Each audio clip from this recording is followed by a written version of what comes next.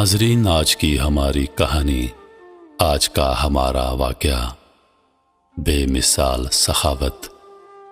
ناظرین، ہم لوگ جو کسی غریب کو 100-200 یا 10-20 روپے دے کر خود کو بڑے سخی سمجھتے ہیں اور یہ خیال کرتے ہیں کہ ہم نے بڑی سخاوت کر دی، تو آئیے آج آپ کو ایک واقعے کے ذریعے بتاتے ہیں کہ سخاوت ہوتی کیا ہے اور صحابہ کرام رضوان اللہ علیہ و اجمعین کیسے سخی لوگ تھے۔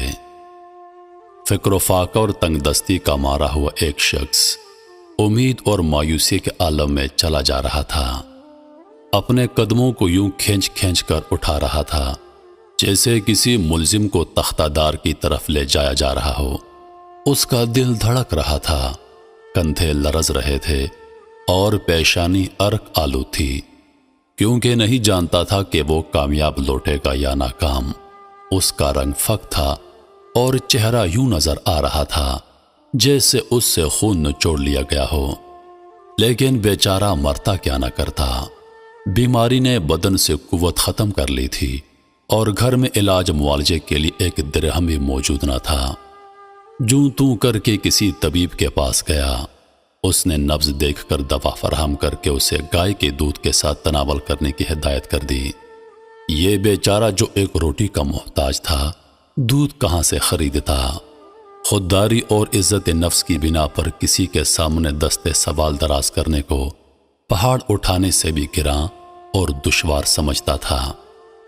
پھر شرفاء کے لیے اس سے بڑھ کر اور کوئی مصیبت نہیں ہو سکتی، اس لیے وہ کہا کرتے ہیں کہ پہاڑوں کی چوٹیوں سے بھاری چٹان کو اوپر سے نیچے منتقل کرنا میرے نزدیک لوگوں کے احسانات اٹھانے سے زیادہ اچھا ہے۔ لوگ کہتے ہیں کمائی میں آر ہے، جبکہ ہر طرح کی آر کسی کے سامنے سوال دستے دراز کرنے میں ہے۔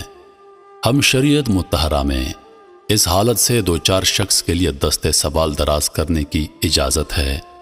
اگر اس حال میں بھی کوئی مسلمان دستے سوال دراز نہ کرے اور بھوکا مر جائے تو جہاں اس کے ہم مذہب گناہگار ہوں گے، وہاں مرنے والا بھی خودکشی کا مرتکب مانا جائے گا۔ چنانچہ یہ ناتواں اور ناچار شخص بستر سے اٹھا اور کھڑا ہو کر اس سوچ میں ڈوب گیا کہ جاؤں تو کس کے پاس جاؤں، کیونکہ بخیل اور کنجوس مالدار کے سامنے آدمی اپنے چہرے کی آبرو بھی ضائع کراتا ہے اور وصول بھی کچھ نہیں ہوتا۔ کنجوس اور بخیل مالداروں کا معاملہ بھی بڑا عجیب ہوتا ہے۔ وہ خوش دلی سے مریضوں اور محتاجوں کو تو پانی کا گھونٹ بھی نہیں پلاتے اور نہ کسی مسکین کو لقمہ تک کھلاتے ہیں، مگر کن پٹی پر پستول رکھنے والے چور اور ڈاکو کے سامنے تجوریاں کھول دیتے ہیں۔ ان سے شکریہ کے بجائے تھپڑ کھا کر خدا کا شکر بجا لاتے ہیں کہ جان بچ گئی۔ اس آدمی نے اللہ کو یاد کیا اور نجیب الطرفین صحابی عبداللہ بن عامر رضی اللہ عنہ کے گھر کی طرف چل پڑا، کیونکہ شہر میں ان کی سخاوت مشہور تھی۔ امید یہ تھی کہ وہ چہرے کے آبرو کو رائے گاں نہ جانے دے گا۔ جی ہاں، حضرت عبداللہ بن عامر اموی رضی اللہ عنہ یقیناً سخی اور کریم انسان تھے اور حلم و کرم میں مشہور تھے۔ کیوں نہ ہوتے؟ جب یہ 3 سال کے تھے تو حضور اکرم صلی اللہ علیہ وآلہ وسلم نے ان کے منہ میں اپنا مبارک لعاب دہن ڈالا اور یہ غٹ غٹ کر نوش کر گئے، اور انہیں دیکھ کر حضور اکرم صلی اللہ علیہ وآلہ وسلم نے فرمایا تھا، اے ابشبیو، تمہارا یہ بچہ اپنی شکل و شباہت میں تمہاری نسبت ہم ہاشمیوں کے زیادہ مشابہ ہے۔ میں امید کرتا ہوں کہ اسے سرابی اور شادابی عطا کی جائے گی، اور یقیناً ایسا ہی ہوا۔ یہ فیاض جو ماں کی طرف سے ہاشمی اور باپ کی طرف سے ابشمی تھا، جہاں کہیں بنجر زمین آباد کرتا، قدرت خداوندی سے بارشیں اس طرف رخ کر لیتی اور زمین سے پانی کے چشمے ابلنے لگتے، وہاں ہریالی ہی ہریالی ہو جاتی۔ ان کے مویشوں کے ریوڑ وہاں دن رات چرتے چگتے رہتے۔ چنانچہ یہ لاغر اور بیمار شخص اپنی لاٹھی کے سہارے ان کی طرف چلنے لگا۔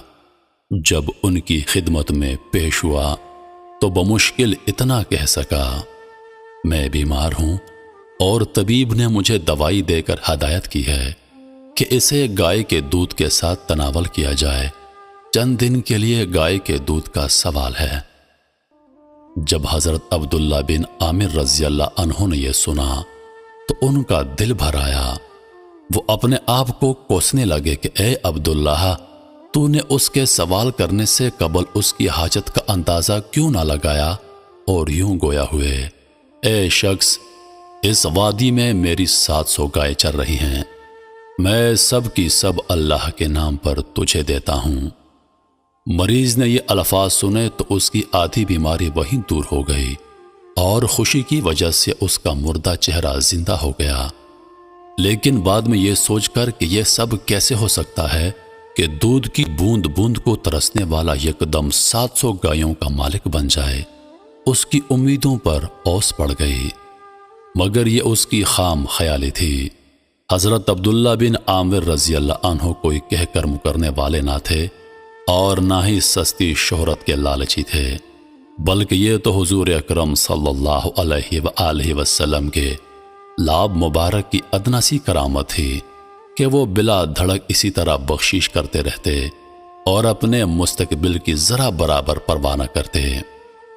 انہوں نے اپنے پڑوسی حضرت خالد بن عقبہ رضی اللہ عنہ کا مکان 90,000 درہم میں خرید لیا تھا، تو شام کو اس مکان سے خالد کے بیوی بچوں کے رونے کی آواز آئی، کیونکہ جس گھر میں انسان کی نسلیں زندگیاں بسر کر چکی ہوں وہ اس کے باسیوں کو یوں پیارے لگتے ہیں جیسے شہد کی مکھیوں کو ان کا چھتا اور بچوں کو ان کی مہربان ماں پیاری لگتی ہے۔ خالد بن عقبہ کو مالی مجبوریوں نے یہ مکان بیچنے پر مجبور کر دیا تھا، ورنہ وہ اسے بیچنے کا تصور بھی نہیں کر سکتے تھے۔ جب حضرت عبداللہ بن عامر رضی اللہ عنہ نے ان کے رونے کی آواز سنی تو اپنے غلام کے ذریعے اس کا سبب معلوم کیا۔ اس نے بتایا کہ وہ اپنا آبائی مکان فروخت کرنے پر رو رہے ہیں۔ یہ سن کر آپ نے فرمایا، جاؤ اور انہیں خوشخبری سنا دو کہ مکان بھی ان کا رہا اور 90,000 درہم بھی، نہ میں مکان لوں گا نہ درہم لوں گا۔ یہ سن کر خالد بن عقبہ کے گھر والوں میں مسرت کی لہر دوڑ گئی، اور جو ابھی ابھی رو رو کر برا حال کر رہے تھے وہ مارے خوشی کے لوٹ پوٹ ہونے لگے۔ عبداللہ بن عامر رضی اللہ عنہ کی اس طرح فیاضانہ بخششوں نے اس غریب اور مریض شخص کو حوصلہ دیا۔ وہ اٹھا اور 700 گایوں کا ریوڑ ہانک کر لے گیا، اور اس طرح لمحہ بھر میں ایک غریب آدمی مالدار بن گیا۔ صحابہ کرام کی عظمتوں پہ لاکھوں کروڑوں سلام۔ یقیناً واقعے سے سبق ملتا ہے کہ سخاوت اصل میں ہوتی کیا ہے۔ جب کوئی غریب ہم سے دستے سوال کرتا ہے تو ہم لوگ اپنی جیبوں میں سکے تلاش کرتے ہیں، حالانکہ اللہ پاک فرماتا ہے کہ تو میرے راستے میں اگر 1 روپیہ خرچ کرے گا تو میں 70 گنا بڑھ کر دوں گا۔ عزیز دوستو، غریبوں، مسکینوں، محتاجوں پر خرچ کیجیے، یقیناً ہمارے مال میں ان کا حصہ ہے۔